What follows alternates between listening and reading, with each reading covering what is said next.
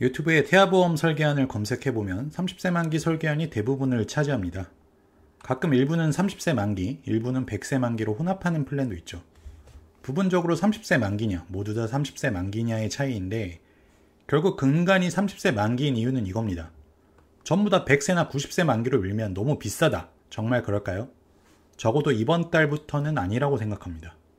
모 손보사에서 어린이 보험 신상품을 출시했는데 가격을 확 낮췄기 때문입니다. 편의상 제가 A사라고 하겠습니다. A사는 예전부터 40세 이하 고객층을 타깃으로 저렴한 보험을 출시해왔습니다.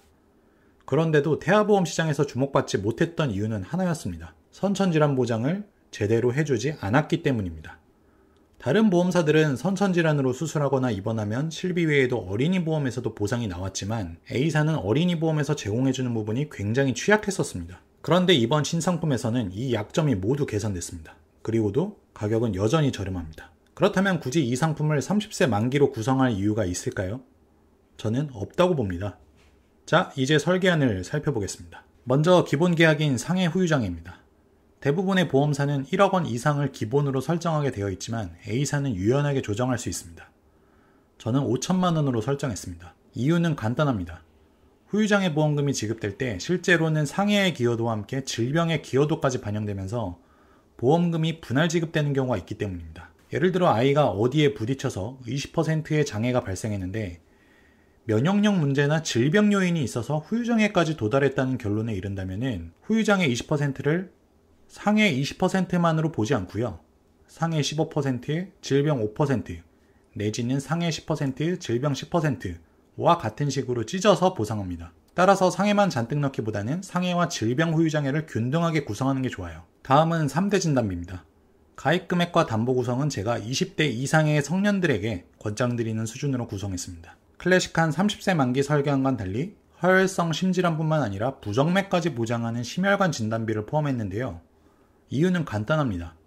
이건 90세 만기 상품이기 때문입니다. 30세까지만 보장한다면 심장질환의 가능성이 낮을 수 있지만 90세까지라면 충분히 대비할 필요가 있겠죠. 암진단비가 부족하다고 느껴진다면 가입 금액을 늘려도 되고 소아암이 걱정된다면 소아암 특약을 별도로 넣을 수도 있습니다. 소아 특약 중에는 심장 관련 특정 질병 진단비, 중증 세균성 수막염 진단비가 있습니다. 각각 200원도 안 되는 저렴한 특약이지만 영유아기엔 활용도가 매우 높습니다.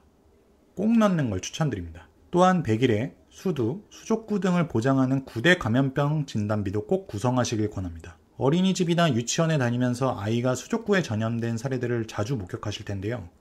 만약 이에 대한 걱정이 있다면 추가적으로 수족구나 수두 진단비 등을 추가하셔도 됩니다. 장애 진단비도 포함됩니다. 시각, 청각, 언어, 지체장애에 대한 보장이고 앞서 언급한 후유장애 특약과 함께 중복 보상 가능합니다. 수술비 쪽도 주목할 만합니다. 최근 많은 보험사들이 선천질환을 보장하는 질병 수술비의 한도를 줄이고 있습니다. 그런데 A사는 질병 수술비를 최대 40만원까지 설정할 수 있습니다. 혀 유착 수술만 받아도 40만원이 지급된다는 거죠.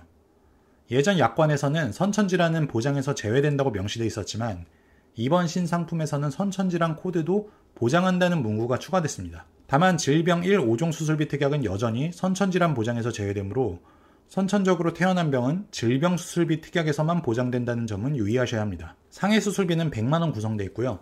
원하신다면 시술 경위와 무관하게 피부봉합도 보장하는 창상봉합술 특약도 넣을 수 있습니다. 입원 일당은 약간 아쉬운 부분입니다. 선천질환까지 보장하는 입원 일당 한도는 3만원으로 제한됩니다. 아이들은 잔병 치레로 입원할 일이 많기 때문에 이 부분에 민감하신 분들은 입원 일당과 선천질환 특약만 타사로 보완하는 것도 고려해 보시면 좋겠습니다. 물론 이건 어떤 병실이든 다 보장하는 전통적인 입원 일당에 한정된 얘기입니다. A사에도 장점은 있습니다. 모든 병실을 보장하는 상해질병 입원 일당이 가능하고 특히 1, 5인실 한정 조건이라면 보장 한도가 꽤 괜찮습니다. 단, 이 보장은 종합병원 또는 상급 종합병원에서만 가능하다는 점은 주의하세요. 골절 진단비는 치아 골절 시 10만원, 그 외 부위 골절 시에는 30만원이 보장됩니다. 그리고 이 플랜의 하이라이트 중 하나가 화상 진단비입니다. 심재성 화상이 아니어도 보상이 가능하고 표재성 화상도 지급 대상입니다. 실제 약관상 지급 조건을 보면 심재성이라는 단어 자체가 없습니다. 1도 화상만 입어도 5만원이 지급되며 이는 대부분의 보험사가 표재성 화상을 면책하는 것과는 큰 차별점입니다. 이외에도 건강검진 중 발견된 위, 대장 질환으로 수술 시 보상하는 특약이 있고요. 신생아 장애, 선천 이상 수술, 저체중 치료 등 태아특약도 대부분이 포함됩니다. 타 보험사와의 차별점으로는 자폐 진단비가 추가된 점이 있습니다. 보장 금액이 크진 않지만 구성되어 있다는 점에 의미가 있습니다. 그렇다면 이렇게 구성했을 때는 보험료는 어떻게 나올까요? 남아 기준 출생 후 보험료가 104,704원입니다. 얼핏 보면 비싸게 느껴지실 수 있지만 여기서 A사의 자동 할인 제도가 적용됩니다. 납입보험료와 실납입보험료의 차이가 있고요.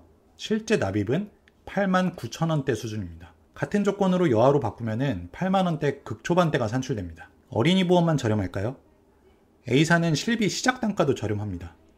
경쟁사의 태아 실비가 출생 후 3만원대라면 A사는 2만원대입니다. 가격면에서 이토록 가성비가 좋은 보험사인데 왜 A사 얘기가 별로 안 나올까요? 두 가지 이유가 있습니다. 첫 번째로 보험 유튜브는 손해보험협회나 생명보험협회의 심의를 거치기 때문에 제작부터 유튜브 업로드에 이르기까지 긴 시간이 소요됩니다. 이 상품의 출시가 7월 말이었기 때문에 아무리 빨리 영상 제작이 들어갔어도 여러분들이 8월 초에 영상을 보긴 힘들었을 겁니다. 두 번째 이유는 제가 추측하는 건데요. 이 보험사의 심사 기준이 까다롭기 때문입니다. 산모 건강 상태를 매우 민감하게 보기 때문에 심사를 넣었다가 탈락하는 경우가 경쟁사들에 비해서는 많아서 A사를 보편적으로 권장드리기가 조심스럽죠. 그래서 저는 이렇게 추천합니다. 일단 제가 추천드린 플랜으로 심사를 넣어보세요.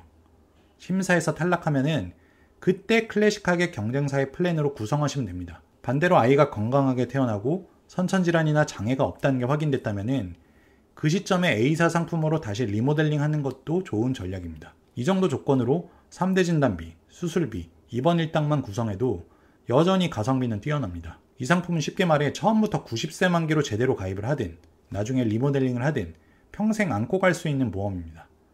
저도 솔직히 고객님들께 자꾸 가입하고 해지하라고 반복 권유하는 것은 내키지 않습니다.